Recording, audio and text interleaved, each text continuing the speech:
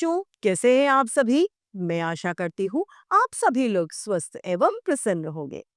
आज हम हमारा पाठ सीख को पढ़ेंगे और समझेंगे। तो आइए इस पाठ को प्रारंभ करते हैं। ये है हमारा पाठ 10। सीख। राजकुमार सिद्धार्थ ज्ञान की खोज में तपस्या करने वन में गए। वन यानी घने जंगलों में चले गए। तपस्या करने यानी शरीर को परेशानी में रखकर तप किया जाता है, वह तपस्या कहलाती है।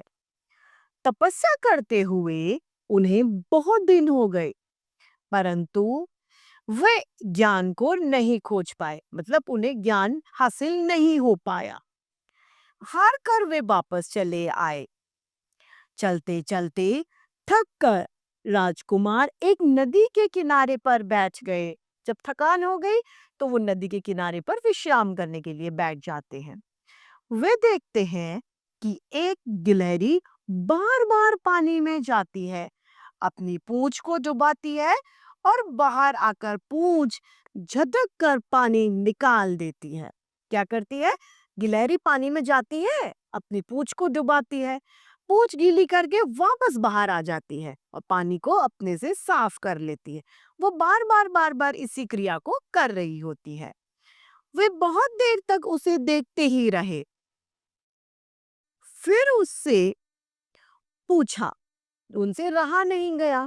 फिर उन्होंने गिलहरी से पूछ ही लिया कि गिलहरी रानी, तुम क्या कर रही हो? बार बार ऐसा क्यों कर रही हो? तो गिलहरी बोलती है, यह नदी मेरे बच्चों को बहा कर ले गई है। क्या कर गई है? मेरे बच्चों को बहा कर ले गई। मैं इससे बदला लेने के लिए इसका पानी सुखा रही हूँ। वह कहती है, इस नदी ने मेरे बच्चों को अपने साथ लेके मार दिया, तो मैं अब इसका बदला लेना चाहती हूँ। मैं इस नदी में से इसका पानी कम कर देने से इसका बदला पूरा समझूंगी। तो इसीलिए मैं अपनी पूंछ उसमें डुबा रही हूँ और बाहर निकाल रही हूँ।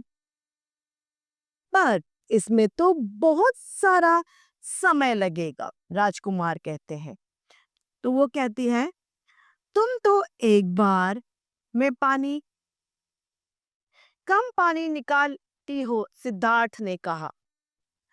तो वो कहती है, कभी ना कभी तो पानी सूख ही जाएगा, मैं तो बस अपना काम कर रही हूँ, गिलहरी ने कहा।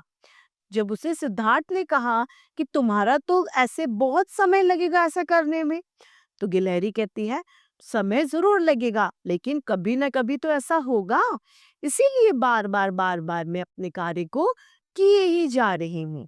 राजकुमार सिद्धार्थ सोचने लगे कि जब छोटी सी गिलहरी हार नहीं मानना जानती, जब छोटी गिलहरी भी जानती है कि हमें तो बस अपना काम करते रहना चाहिए, और एक मैं हूं जो हार मानकर काम को बीच में छोड़कर लौटा जा रहा हूं।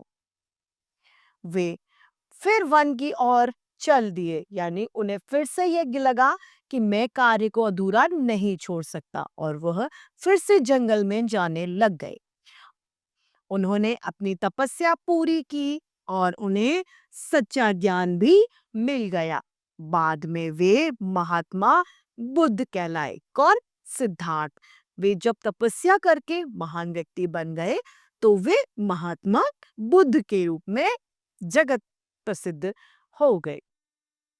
तो इस तरीके से बच्चों, हमें कभी भी कोई कार्य करने समय यदि कठिनाई होती है तो हमें उसे छोड़ना नहीं चाहिए, हमें उसे निरंतर प्रयत्न करते रहना चाहिए, क्योंकि एक ना एक दिन वह कार्य जरूर सफलतापूर्वक हम कर लेंगे, सफलता हमें जरूर प्राप्त होगी।